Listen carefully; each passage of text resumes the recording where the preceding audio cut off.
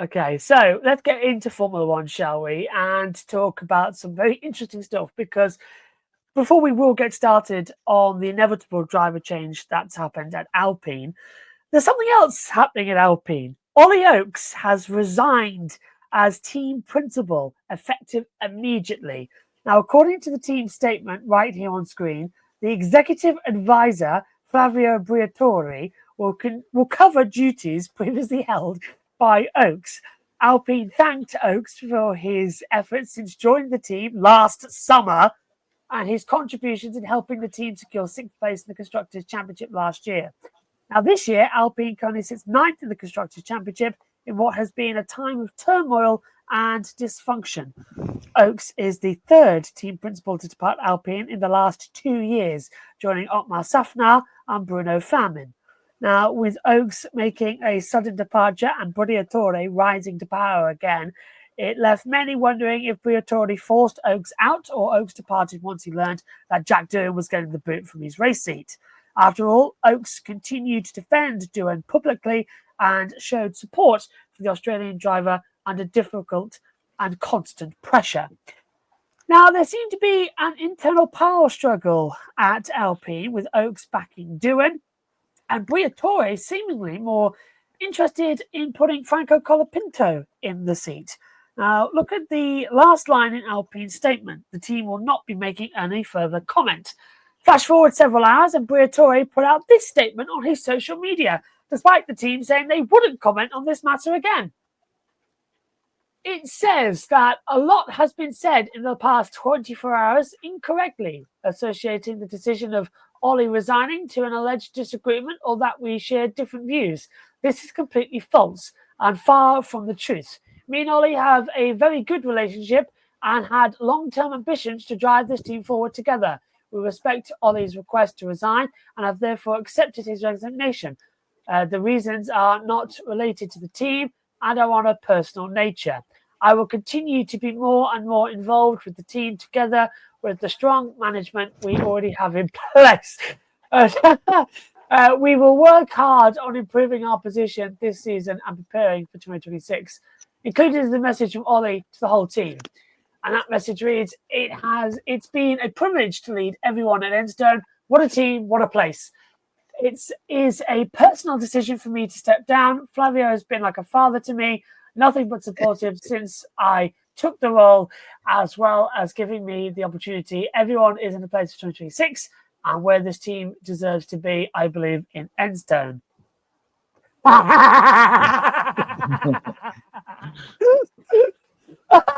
I can barely get through that. Henrik Schumacher is going to race Alpine starting in Silverstone. Is that true? Well, do the math. Well, that's in 5 to 6 races' time. Who knows what's going to happen? We thought Red Bull were bad with having different drivers in their seat. Alpine is literally they're playing the Joker back. It's ridiculous. Even Omi's been with Alpine as well.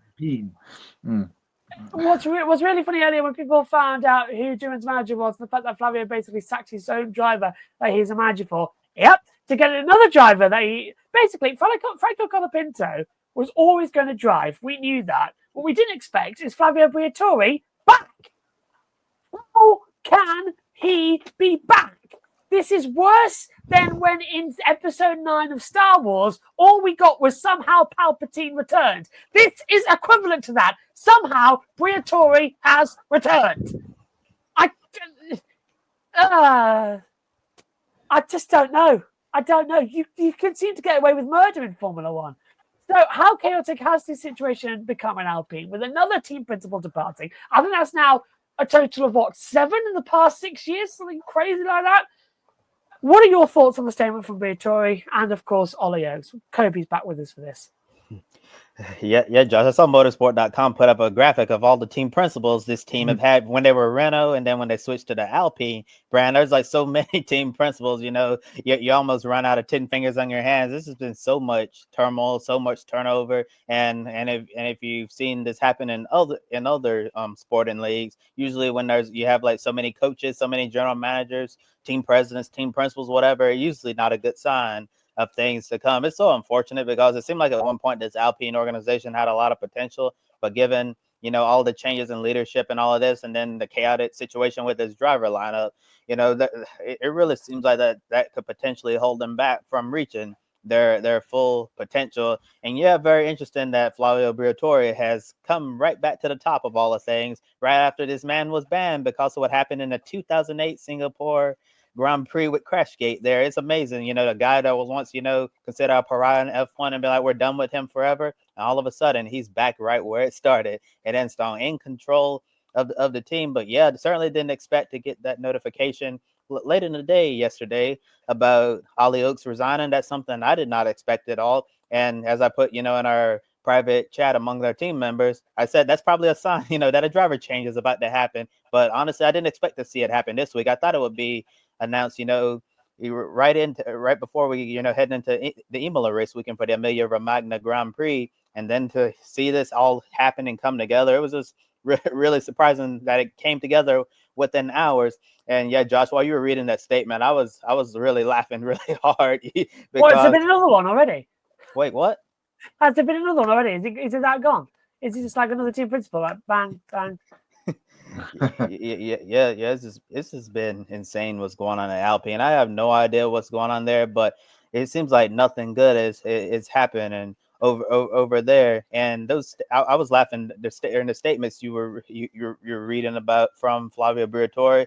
I thought it was so hilarious. Literally several hours apart, we will not be commenting on this matter anymore. And then when I saw a statement, I actually had to check and make sure I said, this really Flavio's account? And yeah, it was. I'm like, they said they weren't going to comment on this matter again. And what did they do several hours later? Comment on this matter. And to me, it's kind of telling because he said there's nothing personal going on between me and Ollie. He just resigned on his own and all of that, and we're moving forward. That kind of tells me the exact opposite, right? That there was something going on between the two and an internal power struggle. And like you mentioned, Josh, we kind of think it could potentially have something to do with the driver lineup shakeup, given all the pressure Jack Doohan's been under, during his entire Formula One career, which is honestly really sad, but we all know this is a cutthroat business. Ollie Oaks continued to stand by Jack Doohan and you remember when we were talking about those photos Flavio Briatore and Franco Colapinto taken together, like he's literally the only driver that he was so-called over posting, so you could tell, he wanted to get his guy in there at some point. I feel really bad for Jack Doohan in this situation because, as long as, Flavio was going to get back to the top, his guy Colapinto was going to be in there. And in regards to the statement about Ollie Oaks, it kind of read like a hostage message, didn't it?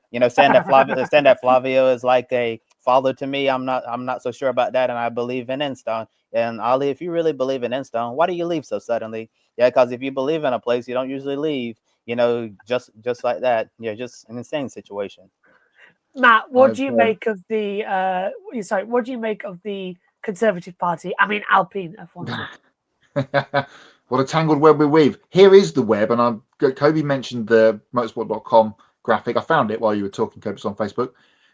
Since 2016, the list of team principals at Renault/Alpine: Fred Vasseur, Cyril Abitbol, Martin Budkowski, Otmar Safnauer, Bruno Famin, Ollie Oaks, and now Flavio Briatore. Formula One is going to go to the doctors tomorrow and say, I've got this rash. It won't go away. I thought I got rid of it in about 2009. Seems to have come back again. The doctor's going to prescribe, that's Flavio. You've got a case of Flavio. The man that was banned for Crashgate, as you guys mentioned, along with Pat Simmons and all that hubbub that went on in 2008 after the Singapore Grand Prix, has weaved his way back into the team that he used to run when it was successful with Michael Schumacher at the helm in the 90s, and is now back calling the shots. What? How? Why? Well, how has this managed to happen? The man that fathered a child with Heidi Klum, of all people, is now back being a TP in Formula One. I don't know. The statement, a personal issue, Ollie Oaks, absolute rubbish. Not a chance it was a personal issue. Where something in there. Oh yeah, the second paragraph. The reasons are not related to the team and are of a personal nature. Now, I have done some digging this afternoon on and listened to a few people and some podcasts from fallout from Miami at the weekend. Now, if you watched I can't remember if it was sprint qualifying or qualifying, Jack was very upset on the radio that he didn't get a lap in whatever segment he got knocked out of, whatever qualifying session it was, because they all rolled into one in my mind, because he got trapped behind Pierre Gasly in the pit lane and got knocked out. I believe it was SQ1. He was very angry on the radio. He did his F1 TV and Sky interview post getting out of the car, as they all do in the media pen bit in the paddock, and then walked back to the Alpine hospitality, where he was met by Ollie Oakes. And they had a argument in full view of people in the outsidey bit of Alpine hospitality, not in behind closed doors. There was a discussion that had gone on. I also believe that Jack was told after the Grand Prix on Sunday night that he would be being booted back to reserve. He's not been booted completely. Let's make that clear. He's now back to being the reserve driver, which is what he was for the bulk of last season. And so he was told Sunday, and Ollie Oakes he didn't do his media debrief after the Grand Prix on Sunday because he'd already booked an early flight out of Miami. So he didn't get to speak to anybody. Now, the Netflix cameras for Strive to Divide were in the paddock all weekend this weekend, and were all over this story, as it was been talked about in the press, wasn't it, last week, that there's going to be a change. And Ollie Oakes even said on the team principal's press conference on Thursday afternoon, nothing is happening. We are happy with Jack. Everything's going according to plan. And then all of this has gone on. He outqualified Pierre Gasly for the Grand Prix on for Sunday. Unfortunately, he was catapulted into the side of by Liam Lawson at turn 1. None of his fault. And that's the last image it looks like of Jack Doohan as a Formula 1 driver, is him sat by the side of the road at the chicane there with a flat tyre being about to be winched off by the safety vehicle. He's probably not. That's probably going to be it. I don't think there's a chance of him ever getting back in to the seat. So Colapinto comes in, and we're going to talk more about the next stages of all of this next. But the principal machinations is just, if it's not Alpine, the French company, Strive to Divide. Yes, Ben, Strive to Divide. This is why I haven't watched it since 2020. If it's not the FIA, the French thing, we're going to get onto them in a little while, having problems. It's the other French thing in Alpine going completely ballistic. Oh, my word. And let's not forget as well that Alpine won't even have Renault engines starting the next year. And it probably now won't even be called Alpine. Now, he mentioned that on the show, that it would not be Alpine and it would go back to Flavio Briatore and probably be called something else. I said that 4 months ago because it was inevitable what was going to happen. I said it as soon as we found out that it would be with Mercedes engines. I said it would probably go back to being something like Benetton. So there we go. Wouldn't it be great if it went back to being Tolman? That would be nice. That'd be so back to the originals. But yeah, he's back. Name change isn't saving this team, Josh. I'm sorry. It's not going to save it. No, I would be amazed if this is not ending this year. Just give it up and sell it on. Who did we mention that could possibly buy it? There was somebody looking for an F1 team, wasn't there? Who was it? It's not Cadillac because they've got in now. Even though that's basically I just had Jesse but name change. There was somebody else hanging around who wanted an F1 team. Toyota, that was it, but they're in with Haas. But they're buying Haas out. So if you have a spare 200 million and fancy buying a Formula One team, there's an Italian businessman who has about as many marbles left. Yeah, he's got no marbles left. And so reading can we just bring that sentence back up that he posted on his social media account before going to the next thing, please, Kobe? Yeah, here we go. You see all those words? No way did that come from Flavio Briatore. The man can barely have two sentences together. Every time he's on the grid walk with Martin Brundle, he always sounds like he's down about 5 bottles of whiskey. I mean, he's not. Wow. He's now, correct me if I'm wrong, apart even Sir Frank sort of gave up at the end, his team principal. He's now the second oldest team principal in history. He's got to be getting on, isn't he? Mm-hmm. How old is he? He's 75 years old. Wow. High Tech in, and that was golf from Alpine could set it off again. Yeah, that was it. High Tech want to get in. High Tech want to come into Formula which One. is Ollie Oaks' F2 team, and which is one of the reasons why Paul Aron is an Alpine reserve. Wouldn't it be completely ironic if... More on him in a minute. Yeah, wouldn't it be ironic if High Tech buy Alpine and Ollie Oaks comes back in? If that's why he's left. Because he saw what was going on and go, You thought I was gone, but I have risen. Yeah. Nobody expects it. So that could Nobody be expects the Oaks into it or whatever, That's the one. Yeah. So anyway, hours after Oaks' departure, Doohan was officially dropped from Alpine's F1 driver lineup in favour of Franco Colapinto. And as soon as Colapinto signed on to be an Alpine reserve driver, Doohan's seat was at risk. At the 75th F1 pre-show launch event in London, Doohan faced questions from the media about his future in F1 before his rookie year had even begun. And once the 2025 season got underway, Doohan had a very short leash of an amount of pressure on his shoulders. In his home Grand Prix in Australia, he crashed out in wet conditions. Then he received a pair of 10-second time penalties and penalty points for causing collisions with Gabriel Bortoleto and Isaac Hadjar in both sprint and Grand Prix races in Shanghai. In FP2 at Suzuka, Doohan had a massive crash and destroyed the car due to his own fault for leaving the DRS open because he tried it on the simulator and it worked. Yeah, leaving the DRS open at turn one of the fastest corners of the track, that's going to go well. Even at the time, I think me and Obi criticised that when we defended him to begin with, then criticised when we found out what it was.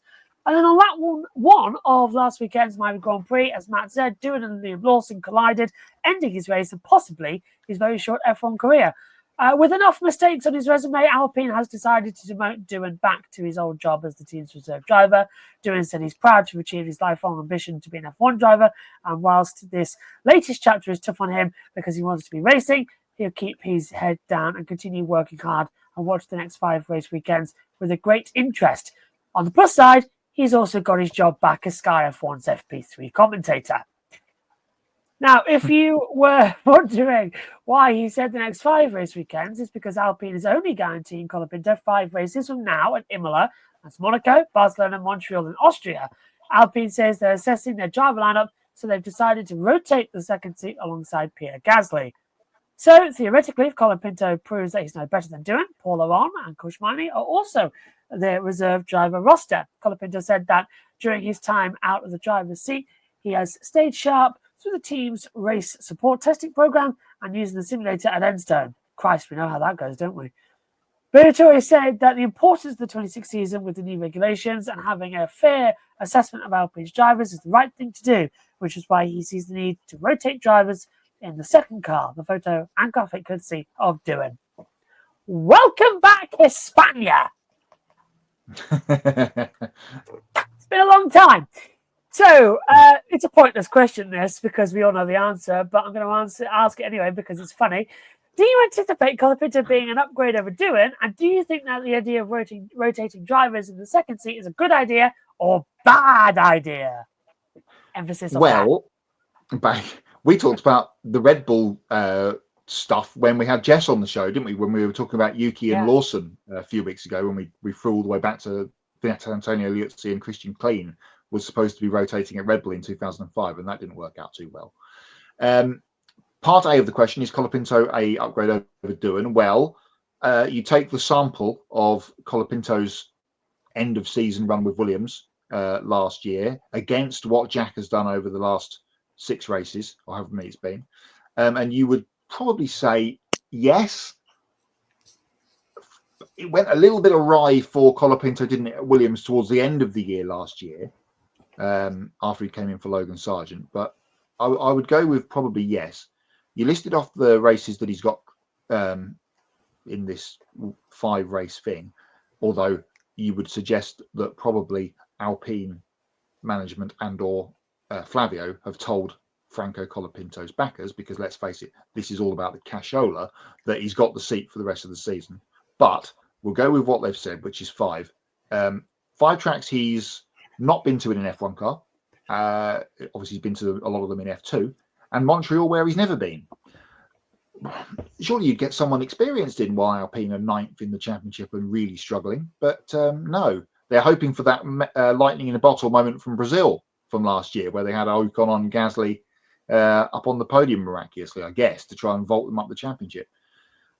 Is this going to work? No, unless Franco they find the money or whatever to keep him in the seat for the full season, because if they do, I think he'll give Gasly a good run. But as you mentioned, they've got Paul Aron in the reserve pool. They've got Kushmaini in the reserve pool. They did have Victor Martins in the reserve pool until he left and went to Williams. They did have Ryo Hirakawa in the pool, and he was in the car at Suzuka, not forgetting, and then he went back to Haas. Was it John, I think, mentioned Mick Schumacher, who is part of the Alpine WEC lineup and, of course, has Formula 1 experience. John has clearly been looking at the Formula Racers Twitter account because they posted that at lunchtime that Mick Schumacher is going to be in the car from Silverstone. How they would know that, goodness only knows. So, I mean, who knows? I mean, maybe one of us three could be in the car by the end of the season at this rate, because the turnover is just tremendous. I'm too fat. I'm too tall. Oh, yours, Kevin. Oh, yeah. Hey, I do one Formula One race because one paycheck from driving in Formula One, even if I violate that, is it the 110% rule? Yeah, You know, 100%. and I'm not allowed to race. Hey, at least I get paid for it. I'll be able to pay off my student loans in one paycheck. So it'll be worth embarrassing myself for a one race weekend to go Hey, be you cannot do worse than what Sarazan did in that Minardi in 2005. You can't do worse. He was ridiculous. Google it. Yeah. I have to look at that. You say it was Stefan Sarazan? It wasn't Stefan Sarazan. I think it was his father. Oh, his father. Of all I people. remember watching Stefan racing the World Endurance Championship with Toyota. That's the only Sarazan I know. Yeah, but I'm not sure. I haven't actually heard of his father being a racer, so I'll definitely have to look into that. But getting back to the question itself, do I think Colapinto will be an upgrade over Jack Doohan? Well, if you look at upside, I think Colapinto certainly has more upside than Jack Doohan to be successful in this car, and I do think that Franco Colapinto has the talent that's deserving of being on the F1 grid. I hate it had to come at the expense of Jack Doohan here in the manner that it did, but like you say, Josh, cash is king. At the end of the day, this is a cutthroat business, and sometimes these things just happen. And as I said, Flavio Briatore obviously wanted to get his guy in here, and he got his guy in here. And Colapinto, started off on fire last season when he replaced Logan Sargent. A lot of people were like, wow, this kid it could be the next big thing in Formula One, because the way he came in and performed extremely well for Williams, super impressive. And then, as the races went on, he kind of, fell off a bit, and started making mistakes, crashing the car. And if Colapinto had kept up his form, of coming onto the scene as strongly as he did, he might potentially be in a Racing Bulls car or even the second Red Bull seat alongside Max Verstappen, because Red Bull were actually looking at Colapinto to put in one of their teams over the offseason. But once those string of crashes started, that's when they decided that, it was not best to put Franco Colapinto in that car. And that's why, signed on, as a reserve driver with Alpine, and now he's getting into the race seat. So I think he potentially has a lot more upside than Jack Doohan here, but we'll see what version of Colapinto we're going to see. Are we going to see the Colapinto that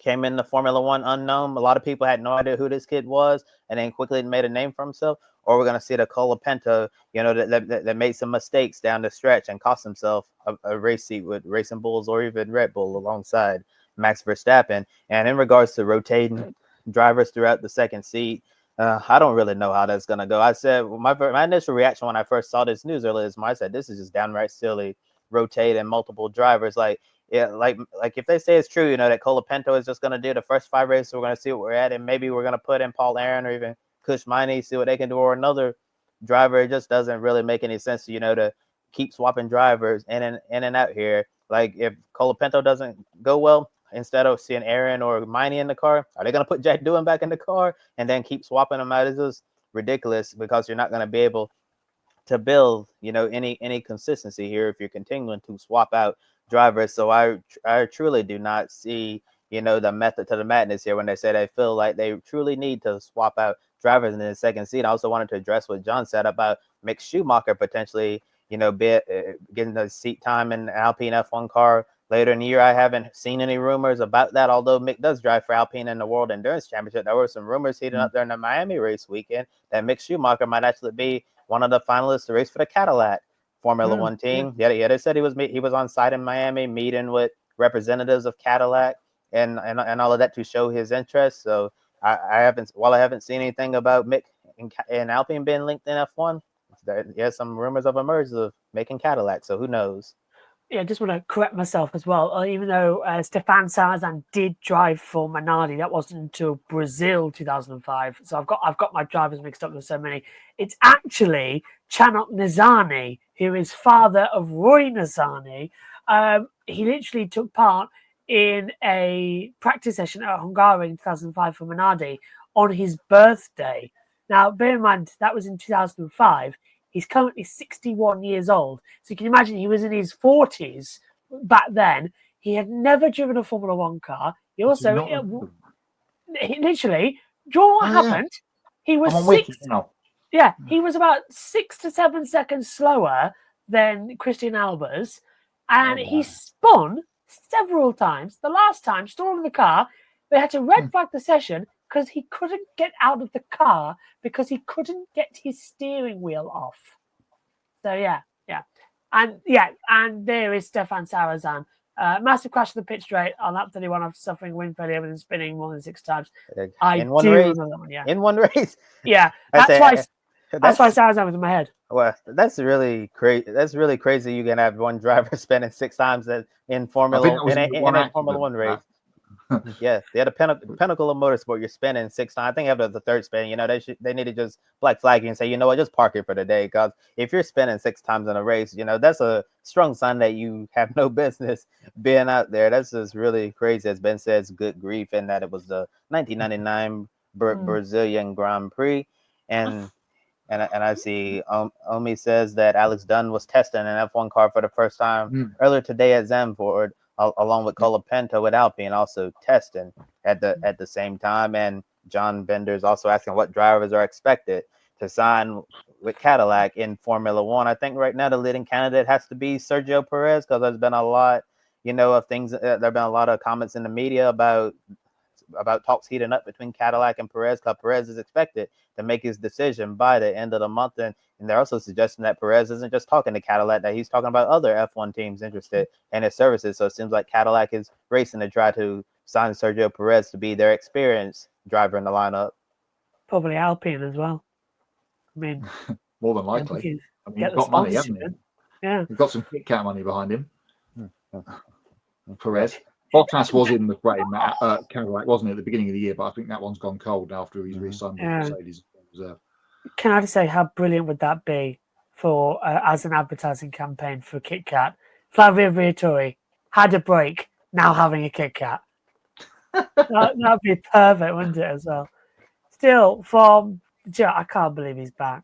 Honestly, the commentary on Friday is going to be is it this week or next week? Next week. Yeah, that's why I'm locked in my brain. Next week in Imola. It's going to be fun.